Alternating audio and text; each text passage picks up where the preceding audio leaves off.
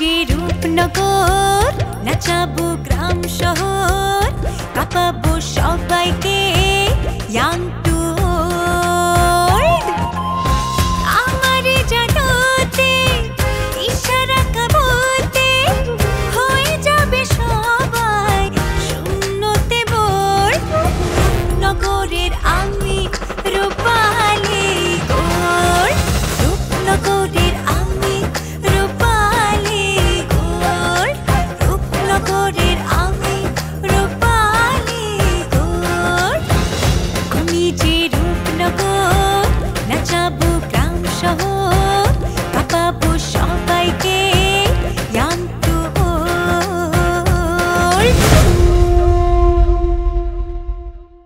আমার হার কালা করলাম রে আমার দেহ কালার লাইগারে আমার অন্তর কালা করলাম রে দুরন্তর পরবাসী আমার হার কালা করলাম রে ওরে আমার দেহ কালার লাইগারে ওরে অন্তর কালা করলাম রে দুরন্তর পরবাসী মনরে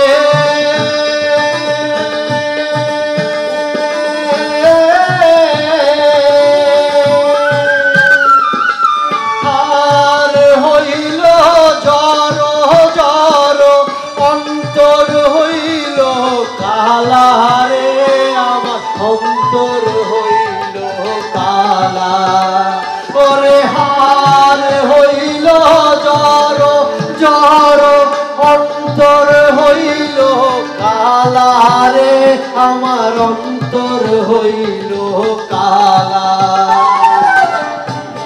ইতি ভাঙ্গিয়া গেলে হায় হায় ইতি ভাঙ্গিয়া গেলে নাহি লাগে জোড়া রে দুরন্তর পরবাসী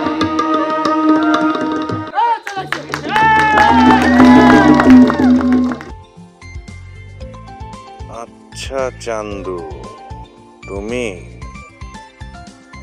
আজকে আমিও দেখবো তুমি কত গভীর জলের মাছ। হ্যালো, এইটা তো এত দিনে যায় না গেছো যে তোমার বোন জামাইরে আমি গায়েব করি নাই, কিন্তু গায়েব করতে কতক্ষণ? একদিন দেখবা সত্যি সত্যি তোমার বোন জামাই গায়েব হয়ে গেছে। আপনি সত্যি করে কোন তো, আপনি আসলে কি চান?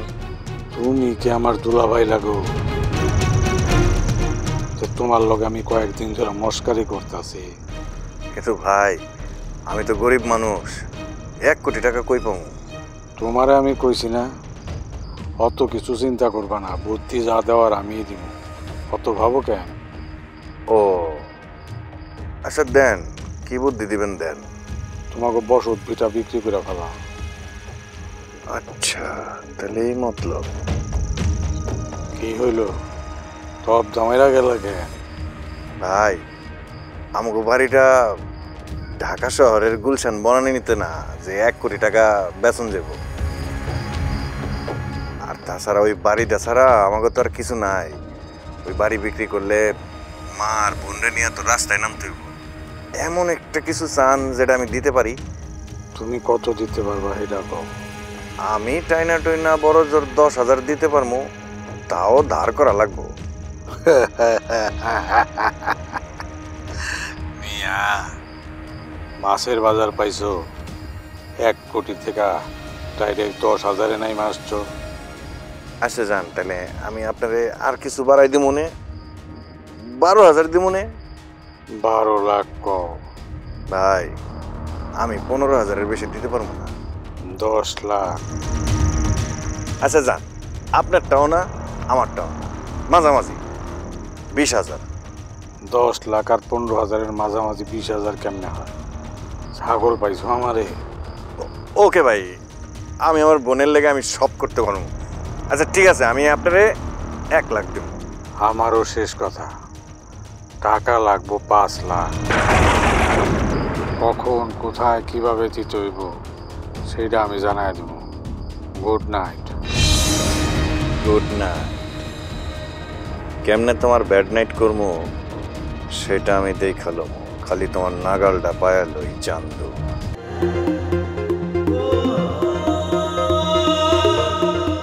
মজনু,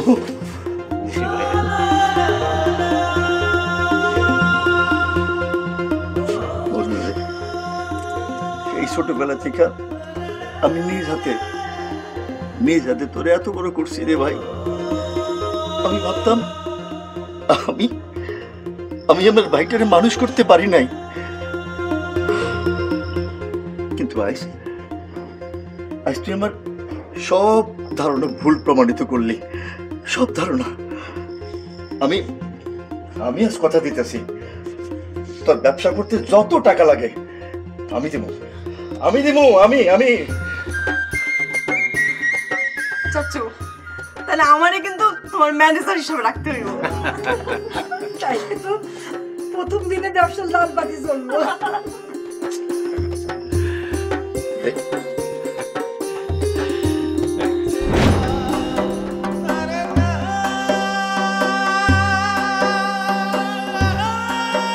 এক হিসাবে এই টাকাটা তোর প্রথম ইনকাম। তোরে আমি বিদেশ পাঠিয়েছিলাম, কিন্তু তুই সেখানে কিছুই করতে পারিস নাই। ওইখানে তুই কি ইনকাম করছস না করছস আমরা কিন্তু কেউ কিচ্ছু জানি না। একদিন তুই শূন্য হাতে ফিরে আসলি, তাই এই টাকার আমার কাছে অনেক বেশি গুরুত্ব। ধর ভাই, টাকাটা আমি তোর উপহার হিসেবে দিলাম, ধর। আমি জীবনে প্রথম ইনকাম করে তোমার হাতেই টাকাটা দিলাম, টাকাটা তুমিই রাখো। রাখ না রে ভাই।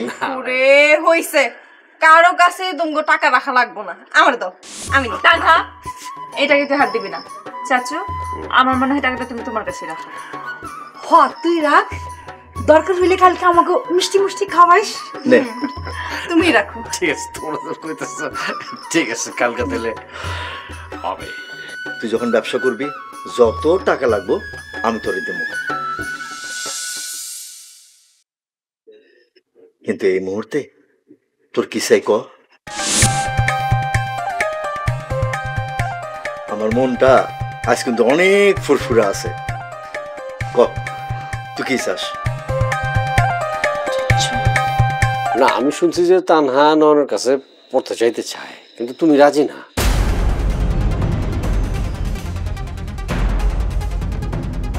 কিন্তু মনে করো যে বিষয়টা যদি উল্টো হয়। মানে না মানে আমি ভাইজান বলতেছি, ওই নয়ন ছেলেটা কিন্তু খুবই ব্রেনি, ছোটকাল থেকে ব্রেনি। ও যদি আমাদের বাড়িতে আইসা তানহারে পড়ায়, তানহা কিন্তু ভালো রেজাল্ট করবে। সামিয়া, তুই কি করছ? বাবা, নয়ন ভাই তো ভালো মানুষ আর মেধাবীও, ভালোই হয়। ঠিক আছে, আমি রাজি।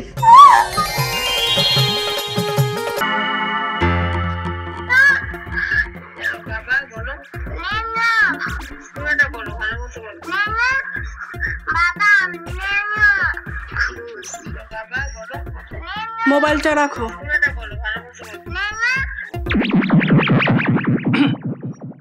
মামলা নম্বর কত? মামলা? কিসের মামলা? না মানে কোন বিষয়ে আমাদের ধরবো?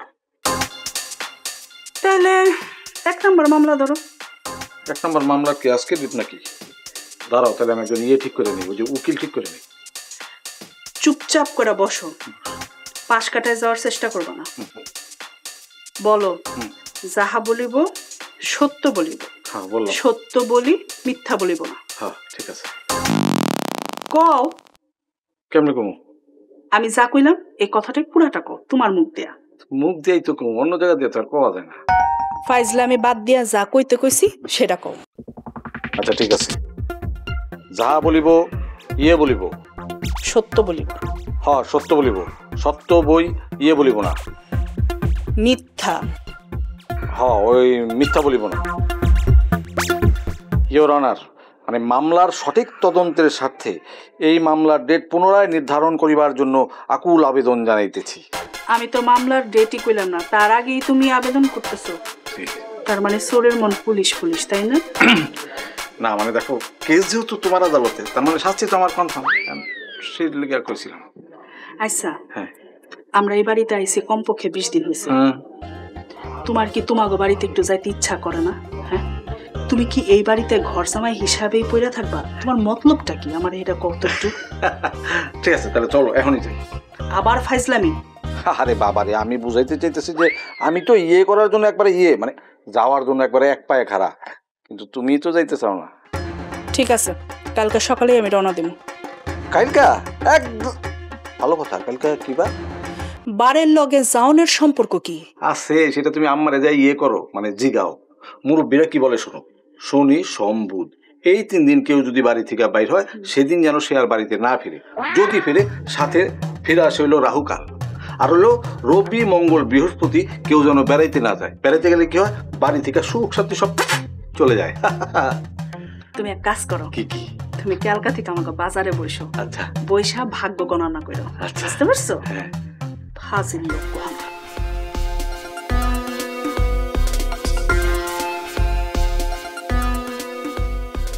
আমি যে কেন থাকি সেইটা তুমি পুরানা পুষ্পটিত গোলাপ কেমনে বুঝবা? এই একটা রোমান্টিক গান দরকার। বৌমা। জি আম্মা। তুমি আজকাও তোমার বাপের বাড়িতে কথা কইছো না? আচ্ছা, তুমি কি একটা দণ্ড তোমার বাপের বাড়ির মানুষের সাথে কথা না কয়ে থাকতে পারো না? আম্মা, ওরা একটু খোঁজ খবর নেওয়ার জন্য ফোন দিছিল আমারে, আর বেশিক্ষণ তো কথা কই নাই আম্মা, 2 মিনিটের মতো কথা কইছি। 2 মিনিটের মতো কথা কইছে? মিথ্যা কথা কইতাছে মা, আমি নিজের কানে শুনছি 2 ঘন্টা ধরে ফিসফিস করে আমার লগে কথা কইছে। বিয়ার পরও যদি তোমার এরকম বাপের বাড়িতে মন পড়ে থাকে, তাহলে আমার ভাইটা তো একা পড়ে যাব। এই বাড়িতে তো তোমার মনই বসাইতে পারবা না। আর সংসার ধর্ম কি এত সহজ জিনিস? সেখানে সময় দিতে হয়, পইরা থাকতে হয়। বাপের বাড়িতে মন পড়ে থাকলে কি সংসার ধর্ম হইব? ঠিকই কইছো সাফসানা। ভালো বউ যারা, তাগো শ্বশুর বাড়ি হয় হলো বাপের বাড়ি, আর বাপের বাড়ি হয় হলো শ্বশুর বাড়ি। আর ওনার সারাক্ষণ মনটা পড়ে থাকে বাপের বাড়ি। সংসারটা কেমনে করব, এইটাই তো আমার মাথায় আসে না। দেখো বৌমা, বাপের বাড়ি কথা কওয়া যাই করো, আমাগো নামে আবার কোনো বদনামি করো না যে সারাদিন তোমারে কাম করাই, সারাদিন তোমারে খাটাই, তুমি মেলা কষ্টে আছো। আরে মা, তুমি যে কি কও না।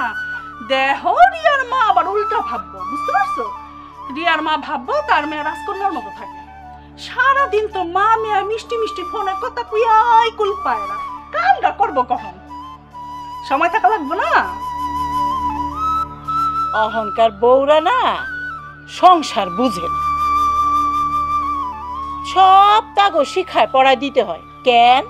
চাকরি লইছি, উনারে শিখায় পড়ায় দিতে হইব? আরে সংসার একটা এমন জিনিস, নিজে নিজে বুঝতে হয়, নিজে নিজে করতে হয়। আবার বুঝায় পড়ায় কইতে গেলে আবার কষ্ট পায়। এখনকার মেয়েরা তো মায়েদের আদরে বড় হয়, বুঝছো? শাশুড়ির মন বুঝেই না।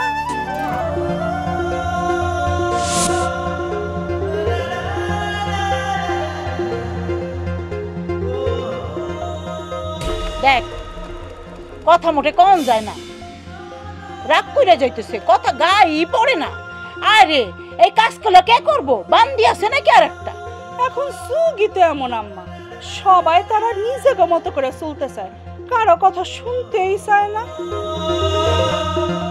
চুপ কর রিয়া, চুপ, সহ্য কর, কিছু কইস না।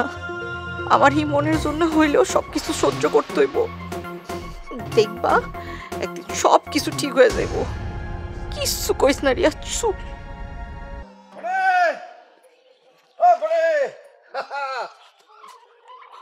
খবর তো হয়ে গেছে। আবার হইলো কি? আবার নতুন কোন ঝামেলা আসলো? আরে ঝামেলা না, খুশির খবর। আজকে থেকে নয়ন তোমারে পড়াতে আসবে। সন্ধ্যার সময় আসবে। তাই নাকি? আপনি শিওর? আরে আরো একটা খবর আছে। বাস্তু চেয়ারম্যান তার মেয়ে ইভারে পড়ানোর জন্য নয়নের কাছে রুস্তমরে পাঠাইছিল, কিন্তু নয়ন মুখের উপরে না করে দিচ্ছে। ইভারে পড়ানোর জন্য ওই বাড়িতে যাবে না। এইবার বোঝো, এই ভাইয়ের কিরামতি দেখো। আমি কিন্তু নয়নকে ঠিকই রাজি করাইছি। তাই খুবই ভালো হয়েছে জুলহাস ভাই, থ্যাংক ইউ সো মাচ। যাক, এই দোয়াটাই আমি করছিলাম। ইস, শখ কত ডং আমার নয়ন ভাইয়ের কাছে পড়ল। এখন এখন কেমন হইল? ভালো হয়েছে? বাবা, তোমার তো একটু বেশি খুশি মনে হচ্ছে। আরে কি যে বলেন জুলহাস ভাই, খুশি হবো না? একজন ভালো শিক্ষক পাওয়া তো ভাগ্যের ব্যাপার, তাই না? আর নয়ন ভাই তো পড়াশোনা নিয়ে খুবই সিরিয়াস। হ্যাঁ, ভালো ভালো ভালো। তবে বোনে, শুধু পড়াশোনাটাই কইরো, অন্য কোনো কিছু কিন্তু ভাইবো না। কি বলতেছেন জুলহাস ভাই? আমি আবার কি ভাববো? দেখো বোনে, আমি কিন্তু চোখের ভাষা পড়তে জানি। জুলহাস ভাই, আপনি সব কিছু নিয়ে সবসময় ফাইসাল করেন। আরে লোকটা আমার একবার জীবন বাঁচাইছিল, তাই আমি ওনার প্রতি কৃতজ্ঞ। সেটা ঠিক আছে, কিন্তু বোনে আমি কিন্তু লক্ষ্য করছি যে ইভা মেয়েটা নয়নের দিকে যেন কেমন করে তাকায়। আরে বেচারি, ওর জন্য আফসোসই হচ্ছে। নয়ন ওরে পড়ানোর জন্য ওই বাড়িতে যাবে না। হয়েছে জুলহাস ভাই, আর হাইসেন না। অন্যের কষ্টে এমনি আনন্দ করতে নাই। অবশ্য ঠিকই আছে, আমার সাথে বেশি ঢং দেখাইতো না আমার নয়ন ভাই। এখন এখন কেমন হয়েছে? আমার সাথে প্রতিযোগিতা করে, একদম ঠিক আছে। আমার না এই কথাটা শুনে নাচতে ইচ্ছা করতেছে একটা টিকটক ভিডিও বানাই ফেলি। এইসব টিকটক করা, নাচা গানা এগুলো কিন্তু কমায় দিতে হবে। পড়াশোনার দিকে মনোযোগ বাড়াতে হবে। মানে আমিও কিন্তু মাঝে মাঝে একটু একটু দেখতে আসবো। মানে কি দেখতে আসবেন? না মানে ওই পড়াশোনা কি হচ্ছে একটু দেখতে আসবো আর কি। আপনি লেখাপড়া দেখতে আসবেন? ওই নয়ন কিন্তু আমারে কইছে তোমারে পড়ানোর গ্যাপে গ্যাপে আমারও একটু দেখাই দেবে। ও আচ্ছা, ঠিক আছে।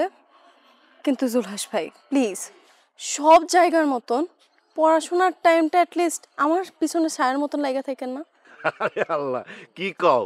চাচা জানের হুকুম, তুমি যেখানে আমি সেইখানে, ব্যাস। জুলহাস ভাই, এইটা আপনার রাস্তাঘাট বা বাইরে না, এটা আমাদের বাড়ির ভিতরে। সো প্লিজ, এখানে আপনার জোরাজোরি কিন্তু চলবো না। সরি বোনে, ওই একটু সামান্য মিস্টেক হয়ে গেছে। ঠিক আছে, তা খবর তো দেওয়া হয়ে গেল, আমি যাই তাহলে।